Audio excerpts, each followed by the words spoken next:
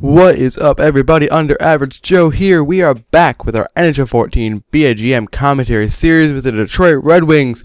And if you did not see last episode, I highly recommend you do so because extremely important episode. We got through the trade deadline.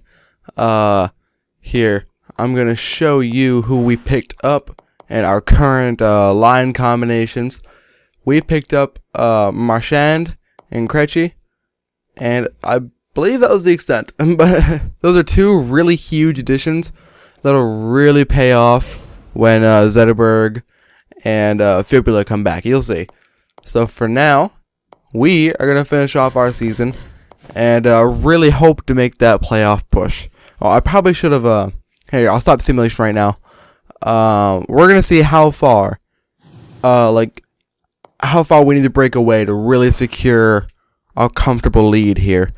Let's see. We're 7th in the entire league, so that is definitely a good sign. 2nd in the East, so our season's really coming around. We are 11 points from 8th place, which is definitely nice to see. But, you know, this is the NHL. Literally anything can happen. And I really don't want to see this team turned around in the wrong direction. So that is why I decided to make the moves I did. Paul Ranger on waivers, isn't he actually kind of good? Oh, no, he was. Now he's, not so much. Alright, I'll let him get sent down. No use wasting my roster space on him, somebody I'm not going to use. Howard's being solid in net for us. 34 wins this season, that's fantastic. Ooh, Boston and Detroit, like the current ongoing series.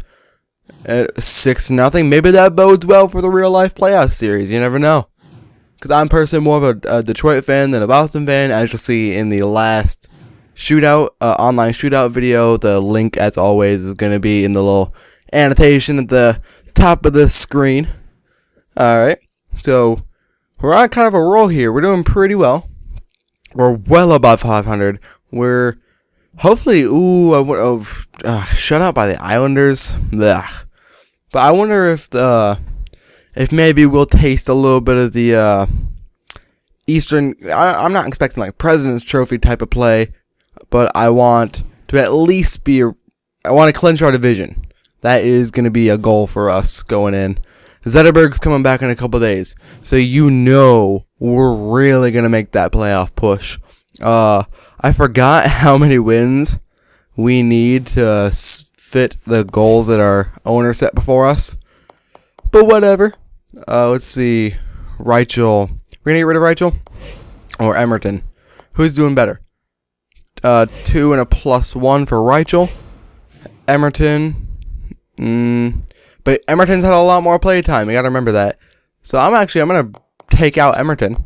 Because Reichel's obviously playing better. Let's get... Where is he? Oh, but, yeah, duh. Zetterberg's a winger, so we're gonna have to get rid of Reichel. Alright, whatever. Zetterberg. Here, do we want to send out Bruner or Abducator? What'll be the better option on this one? -7 for Abducator, really? He was doing so well last season, he really dropped off. Bruner's the worst one here. Let's see. Anderson to Tarasenko, who's going to get sent down. Well, Anderson, if he needs to, can flip over to the center. Oh, wait. Oh, Krejci's got that covered now. Whoops. I forgot about that. Alright, so it looks like Anderson is going to be going down to the 3rd line there, which actually gives us some 3rd line strength, believe it or not. Hopefully. See, this is what I mean. Once our guys start coming back healthy, it really helps our depth. Because now we've got 40, high 30 point scores right now on our 2nd line. How close to the end of the season? Yeah, 12 games away from the end of the season, which is definitely, it's not bad. It's definitely better than it was at the beginning of the season where we were losing pretty much every other game. I'm a little disappointed with Johansson, but you know, it's whatever. Let's see. I'm actually, as punishment, I'm going to take him off the power play. And do we want a Ginla or do we want Marchand on there? Marchand has 8 power play goals. Didn't Iginla have like 10 or something last time we checked? Pretty sure he had higher. 11. Alright, so yeah, he's definitely going to get the start over Marchand right there. There we go. Let's see. We're definitely going to have Zetterberg here. Actually, how many power play goals does Zetterberg have? Only 6? Alright, let's put Iginla up there. We're going to stick with what's working here. Oh, this one's actually going to be a little tough. They're both actually really good. Do you want? I'm going to leave them there. You know, give Zetterberg a little bit of a rest. Definitely going to put him there. Then Iginla. That means we're going to have Marchand as, yeah, on the third line for the third extra line there. Ooh, Zetterberg goes here. Sweet, sweet, sweet, sweet stuff. Let's get rid of Tarasenko and get Zetterberg up there. There we go. He'll go third. Alright, so that all looks fantastic. Let's keep on moving. Actually, the Islanders are right around the same record as us. That's not good. We need these wins here. I mean, this is where, there we go, where wins are probably the most crucial. I mean, if you really want to secure a spot in the playoffs. That's something that Detroit this year in the real life NHL had some trouble with. They kind of, their injuries and their they have a lot of young guys mixed with a lot of old guys, and that combination normally doesn't mix all too great. I mean, you want some middle-aged guys in there, you know, at least something to, you know, bring it back to equilibrium, back to balance a little bit. But when you've got just guys in their mid-30s mixing with guys in their teens, early 20s, to possibly even like the mid-20s, like around 24, 25, you know, that combination's not going to work for them. But it definitely looks like we found a solution here in Detroit, because we are on a 3-game win streak. Why did they steak? My God. Let's see. Carolina, we got to keep this win streak alive. Iginla's got 33 goals. I'm so impressed by him this year. Hopefully we can re-sign him. Let's see. There we go. We're picking up these big wins. That's exactly what I want to see. Marchand leading penalty minutes. Krejci leading the plus-minus. That's what they're there for. Alright, one loss. Shake it off. Filppula should be back for the playoffs if I am correct. Which I do believe I am. Ooh, two tough losses in a row. I don't think either of them were overtime losses either. They're both regulation. Ugh. I'd rather have overtime losses, you know, this late in the season than... Oh my God, that's 3 one-goal games lost in a row. What's going on? Alright, Ooh, Boston is on a win streak too, 11-game win streak. They must have recovered from when we beat them. I mean, we just shattered they've won 12 in a row. Oh my God. Hopefully we don't have to face them in the playoffs. Whew, that'll be, you know, it's always better for those teams going in on a win streak, which is why I really want to stress getting this momentum going so we can carry it on to the playoffs. Alright, Montreal, please beat them. A regulation loss, no less. Alright, we're better than Florida. We can shut down Gallagher. Actually, I remember when... There we go, 5-0. I remember Gallagher playing for Detroit in this via GM. That seems like so long ago. It really does. God, what was our... We had Gallagher playing with Tarasenko. I remember that. I remember that much. Tarasenko, I thought he was supposed to be like a first-line player in a couple years, and now hasn't exactly filled out that role. But, you know, whatever. He's still a valuable player. He's a crucial part to the team. Let's see what they got goalie-wise. Any late round guys we should be aware of? Because you never know. Mrazek and Howard, they might, nobody on Detroit is safe. Well, except for maybe, like, Datsuk and Zetterberg. But, you know, those are two guys that are pretty much irreplaceable. There we go. Last game of the season. We give Valtteri Filppula back. Let's see. Who are we going to drop? You know we're going to drop Edmonton. We have to. Let's see. Edmonton. Welcome back, Filppula. Oh, now who's going down? Actually, Brunner can be 4th-line center, can he not? Yeah, 72 faceoffs. That's fine by me. Meaning I can bring Abdicator down. How many points does Fopula have in retrospect to the amount of games he played? About a point every other game, less than that. Actually, that's probably going to qualify him to be a third line player. I hate to say it, but you know, he's not exactly at the production level to be. Actually, but we've got pretty good production all the way down the board. So, I mean, not like it really matters all that much. Same face-off rating. I'm going to put Johansson on the wing. This means we've got 3 centers on this third line. That's crazy. Does he shoot left or right? He shoots left. What about Johansson? He shoots right. Okay, that's good. I feel like we're not doing Johansson credit, though, just because of how much potential he has compared to how much we're actually using him. Alright, so this looks all good. What is going on? Oh, okay.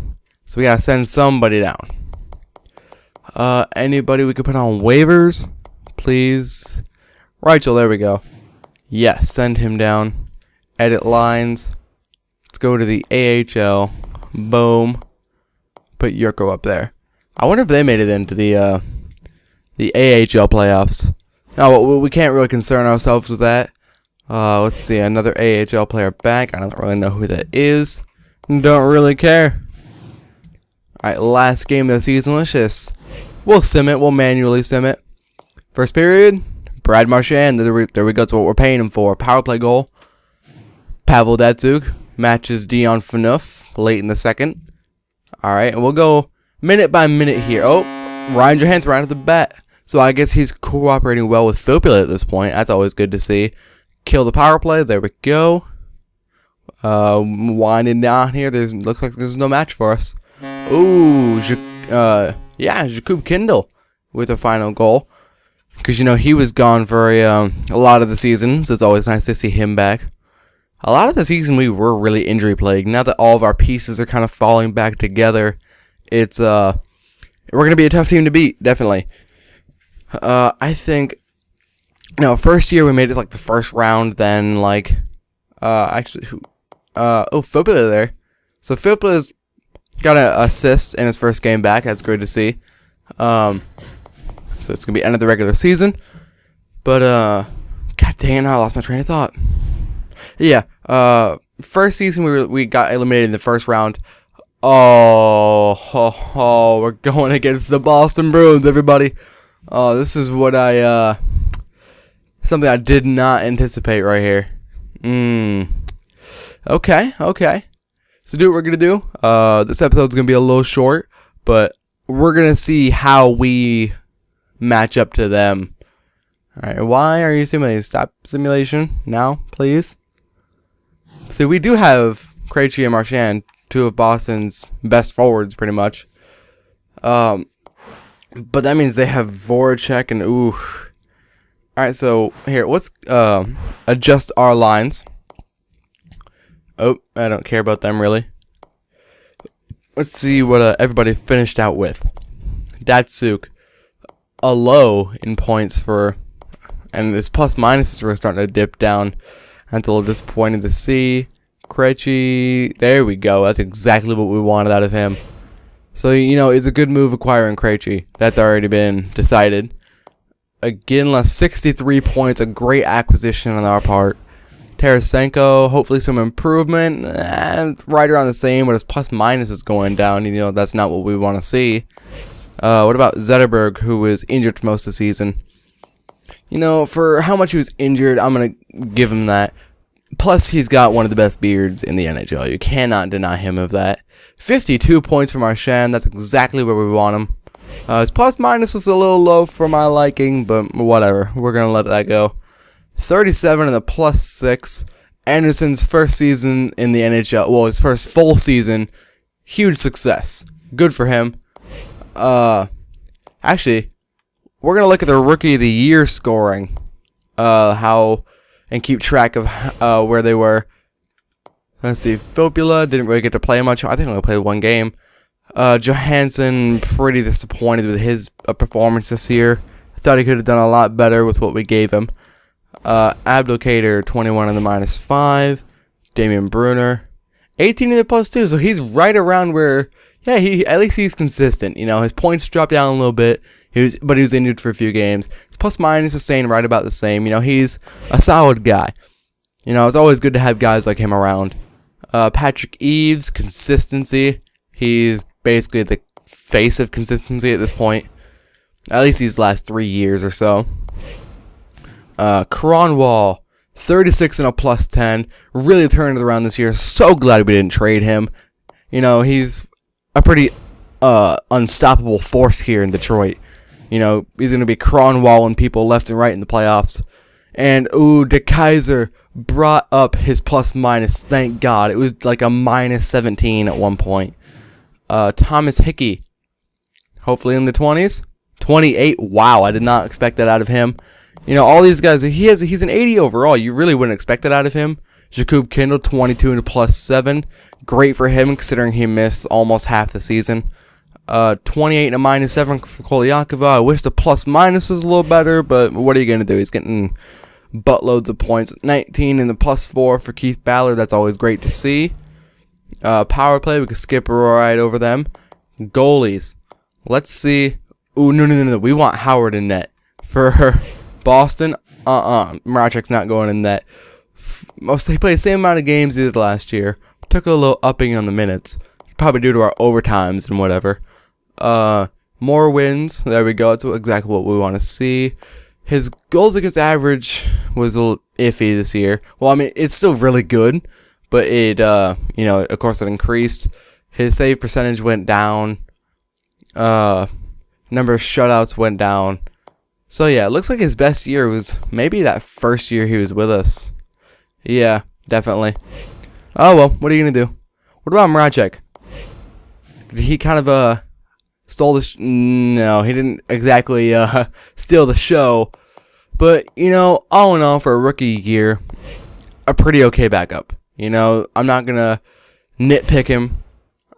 You know, I'm just gonna give him a pat on the back and say well done and just call it that. Now is the time to look at their lineup. All right. So let's see where they stand over here in Boston. So they got Bergeron, Sagan, Nyquist, and Peverley down the middle. We gave them Nyquist. We gave them Voracek. Let's see. They really don't. Yeah, they've got pretty horrid depth at the wings. I mean, they've got, yeah. If we can get past their first line, then I think we should be good. I don't know. Kunitz and Sagan can combine for a few goals, but Lasu and Pale, Curran, no, I don't think those guys can really do anything. But their defense is really solid. You get Seidenberg, Hamilton. Yeah, these guys are pretty solid. Then, of course, you've always got to count Tuukka Rask in net. You've always got to count. Actually, he's about the same as Howard. So this is their actual. Oh my! This is great. This is what is actually going on in the NHL right now. I couldn't have asked for a better matchup. A better chance to test our mettle on this one. See what Detroit's really made of. Let's see the playoff tree. Okay. Edmonton, Winnipeg made it. Phoenix and Anaheim, Colorado and Dallas, Chicago, Nashville, Tampa Bay, Ottawa. Yeah, it looks like none of the actual other matchups imitate this one. Let's see. In reality, Edmonton and Winnipeg did not make it. Phoenix didn't make it. Anaheim did. Colorado and Dallas did. And Chicago did. So 4 out of those 8 teams actually made it. In the East, Tampa Bay made it. Ottawa did not. Boston and Detroit made it. The Islanders did not. Montreal made it. Yeah, so both sides are 4 out of 8 for who actually made the playoffs.